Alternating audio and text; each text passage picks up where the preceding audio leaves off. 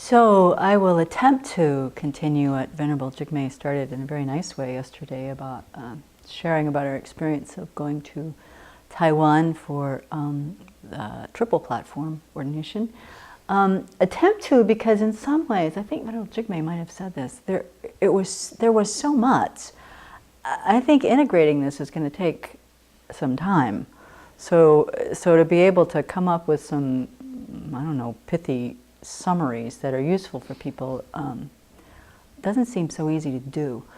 But there's also two different veins. So I might talk about one today and then maybe do another one tomorrow. Because of course, it was a very personal experience. That's what it's about on the one hand.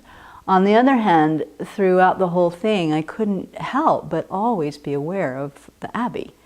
Not in comparing way, or not going, oh yeah, we do it differently, or like that, but just being aware in a much broader sense of how the Abbey sits in the larger world of Dharma offering, and being inspired by a lot of what I saw and what I learned. And so I think that's a separate topic, really, is sort of what I thought about the Abbey in terms of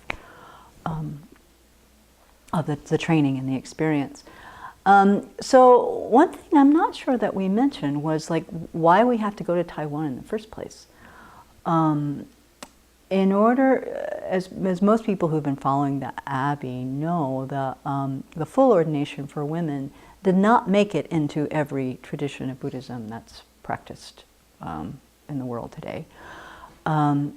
And so, most notably, we practice in the Tibetan tradition, and the lineage for the ordination for women never made it over the Himalayas into Tibet. So today, although the Tibetan communities are kind of examining how to make a full ordination for women available, in the meantime, we are ordained in the Dharmagupta lineage that is flourishing and flourished in China for the last 1,000 years. So in Taiwan, in Korea, in Vietnam, the full ordination for women is, in the Mahayana traditions, is still thriving. So we have to go to one of those places to be able to have the direct lineage. Also, it requires a lot of people. In order to have this full ordination, there's required 10 fully ordained bhikshunis with a certain number of years of seniority and 10 fully ordained bhikshus. So even finding an assemblage like that in the United States of America, very rare.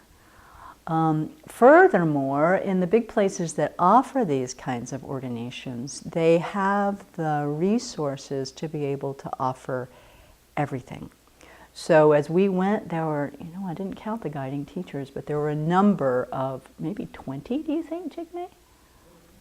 20 guiding teachers, men and women, so also with a fair amount of seniority in the practice, of course, to be able to guide and shape new bhikshus and bhikshunis. So there were all of these teachers. We received teachings at least twice a day on a number of topics from a variety of teachers, so there was a lot of depth and breadth and understanding that Fogwan Shan could offer. Our housing was taken care of, the meals were taken care of for all the many hundreds of us, our robes were given to us. Those of us who didn't have the traditional Chinese anything were also offered pretty much everything we needed to be able to look somewhat like our Chinese counterparts. We got more and more familiar with the clothes, we looked more like them. So the resources required to be able to put on an ordination of this scale are just vast. So right from the get-go, the kind of generosity that we experienced was just overwhelming. Generosity of the Dharma, generosity materially, generosity in the kindness of what people were offering. And there were people from all over the world. So we were the only two Western looking people. There were some Chinese Americans and Chinese Canadians who were there. Also 3 men from the Congo were there. So there were people from all over the world, and they did their best to accommodate. We had English translation for most things. As Venerable Jigme said, a lot of things also didn't get translated, so we were often a little bit stumbling in the dark. But I made a vow that although I did not have the karma to be ordained in my own language before I die, we will be able to offer this in English at Travasti Abbey. So that's part of my commitment, to be able to somehow bring that experience so that people can have our ordination in English. So, what were they trying to teach us? That was maybe one of the thoughts I went to in thinking about sharing this. So one of the things that was really key right off the bat was they were trying to teach us simplicity. We had a nice little list of things from Venerable Simke, of things she wished she had brought. Things like washing detergent and tea bags and protein powder. And so one of our very first talks, we were told, we're going to keep this really simple. You are allowed 1 bar of soap, 1 brush, your toothbrush, and your toothpaste, and those are your toiletries for this trip. Everything else goes into your suitcase, and your suitcase gets locked away, and you don't get to touch it for the whole time. So so they were really clear about don't bring food. So they were the no snack thing was there, but this to really go through, and we could keep our medicines, and that was about it. That was about it. So anything that we thought we might kind of rely on to sort of remind us from home, or gone. Everything had to go in the suitcase, and the suitcase went away. Now, of course, we later started to see people pull things out of their cupboard that hadn't taken it quite as literally as we had. But indeed, that was a big theme, was, you're monastics, you really need very, very little. And so that was also then, I think, a big lesson of how we slept. Even though we had beds, we weren't just on a board, but we were on a board with a little thin mattress about yay high. We all had a comforter and a pillow, and that was that. Our towel was this big and mostly wet all the time, the only towel we had. We had to do our laundry every day because it was quite hot there, quite hot till the very end. So you're just sweating profusely, and you only have really 2 sets of clothes, and you only have this bar of soap and this brush, and so every afternoon you have to take a shower. Now, I know some of us held our deodorant out, but not everybody did. So we had to have a shower every single day. That was required, as was doing our own laundry. So, you got to learn quite quickly how to be really quick with this 1 bar of soap, brush, brush, brush, brush, brush, brush, brush, brush, brush, rinse, rinse, rinse. So if you had more time, your clothes actually got clean. If you didn't have time, personally, they kind of got wet, and you hoped they smelled good tomorrow, and mostly they didn't. So we had to learn to adapt to that sort of thing. But then, how important is that? Day after day after day after day, my attachment to having dry clothes, or to actually smell better than I did, those kinds of things became less and less important. And so I think that was a large part of what they were trying to teach us. Also, this thing about the form, there was a lot of attention paid to where how we stood, how we held our hands, how we held our robes, how we held the sitting mat that was there, how we walked, where our attention was when we walked. Lots of that was quite formal, quite structured. But what was it about? Well, I think 2 things. One is they talked often about how a monastic, well-trained, well-cultivated, with a concentrated mind, a very calm presence, could be of benefit and moving to people just by their presence. And as the weeks progressed, and as we got more and more trained, you could see as 200 people are walking in a very slow, careful, concentrated way. It was a powerful and beautiful sight. And then, as there were tons of tourists there at Foguanshan. So as we're walking around, to keep that concentration and have the thought, well, indeed, here are these tourists, who knows from where, who knows if they're Buddhists or whatever, but here they can experience this column of monastics going to breakfast, going to lunch, chanting the Buddha's mantra with a really concentrated and beautiful mind. To be aware of the impact of our physical presence was a lot of of what I was learning there. And Venerable Children speaks about that when she talks about what Lama Yeshe used to say. You know, he'd say, what kind of visualization are you giving to the lay people? But we were really well trained in physically restraining the body, which has the effect of bringing the mind into a quieter state. It does. It works both ways. The other thing that kind of training did for me, I think Venerable Jigme mentioned it as well, was developing a level of concentration in motion that I have not had before.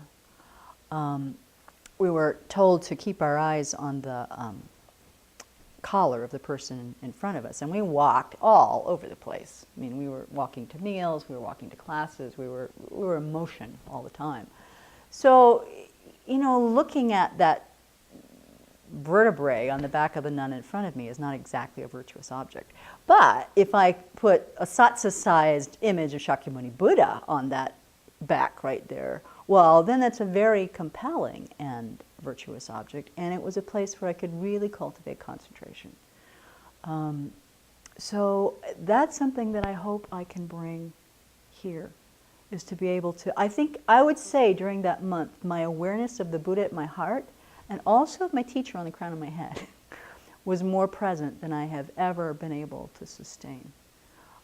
Because we had that one guideline, keep your eyes on this thing and move in this way. And so to keep that concentration, you had to find the object that you wanted to focus your mind on. So this was a great, great, great training. Another thing that I learned a lot from the nuns around us is that because we were lining up a lot, getting ready for things, they didn't waste a minute. We had a lot of memorization things to do. I did some, not a lot, but those nuns did not waste a minute. When they were in line, they had their text out and they were studying. When we got back to the, to a classroom, waiting for the class to start, they're studying. When we come back in the evening, sometimes they were even pulling their things out, studying. So on the one hand, you could think, well, you could get lung from that. And I had that thought towards the end. But on the other hand, as I look at how we spend our time, or how I spend my time here, sometimes I complain I don't get enough study time. But there's plenty of those moments where if I'm planning ahead, if I know where I want to be concentrating my attention and can write it out or have the notes in front of me, there's plenty of time to pick up that level of attention. So that's something that I hope also I can really bring and incorporate into our life here. It was really, really a lot to watch how they use their time. Oh gosh, there's so many other things. One thing, as Venerable Jigme mentioned, is that before, in this triple flat form, the first thing is that we retake the Shramanarika or Shramanera precepts. And this, for me, was particularly moving.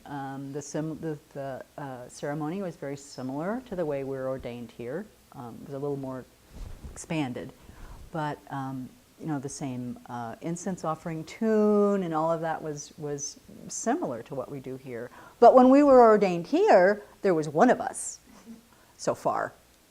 And yet when we were ordained there were 400 taking those precepts. And so to feel the contrast, both the gratitude for how extraordinary it is to have the causes come together for one person to be ordained, to be amazed at that, and then also to have this experience of here, 400 people with a virtuous intent, wanting to take and keep these precepts. What a great thing for the world. So to be a part of that kind of scale, so different from what we have here, where we're, one at a time, going for it as best we can and working together in our little band of growing community with the support of lots of people around the world, huge support. And yet here, just hundreds and hundreds. And as Venerable Jigme mentioned, I think one day there was one of the Dharma services, there were 3,000 people that came to take the 5 precepts. just to be in a crowd of that many people with that sort of virtuous aspiration is mind-boggling. So this wider context of what we're doing here and how it fits into the larger world, I think, was much, much expanded. Gosh, I could go on and on and on, but I'm probably out of time for today. But so it was just an incredibly valuable, incredibly valuable experience that I can see. Although, Venerable Children only went once, as far as I know. I don't think she's been through that training more than once. But you can see the things that she brought from her experience of going through the Bhikshuni ordination and the things that she's trying to instill in us here. So I also have a much greater appreciation for lots of that simply through going through the ordination. So for everybody's support here, for everybody's support out there, for all the zillions and zillions of causes that made it come together, I'm grateful.